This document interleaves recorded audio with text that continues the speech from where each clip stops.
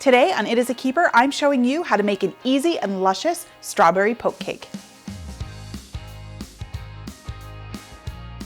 This delicious strawberry poke cake is moist and light and full of juicy strawberries. This cake is always a hit whenever I make it for family and friends.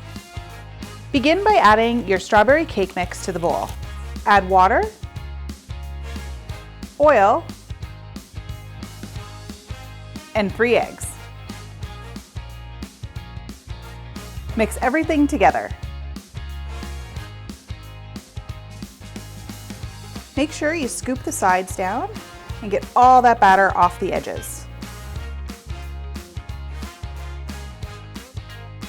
Pour the prepared cake mix into a greased 13x9 baking dish. Spread the batter out so that it's even in the pan. Now we're going to bake it in a 350-degree oven. While your cake is baking, take a package of thawed frozen strawberries and puree them in a food processor till they're nice and smooth. Next, we're going to start making the frosting. It starts with a package of vanilla pudding. To that, we're going to add a cup of milk and we're going to whisk it together. We're going to let that set up for a few minutes before we continue. Now that it's thickened up a little bit, we're going to fold in our whipped topping. I'm using a spatula to fold it in because we don't want to deflate the whipped topping. Okay, so now that our cake is baked, we're going to use a wooden spoon to poke holes all over the top of it. We need a place for all those strawberries to go.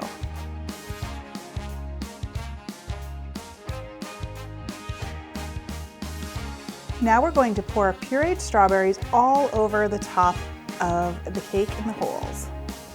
You want that filling to really get down in there. Now we're going to let this cool for a few hours before we add our topping.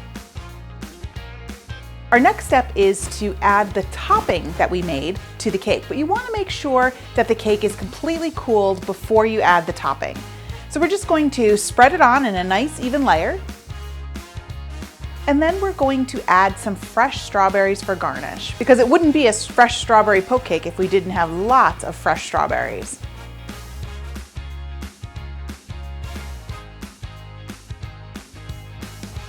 So there you have it, your finished fresh strawberry poke cake. Thanks for watching. You can get the full printable recipe in the video description below. And make sure you like, follow, and subscribe so you don't miss a single recipe. And check out the rest of my videos where you can find more of my favorite easy recipes. I'll see you next time. Bye-bye.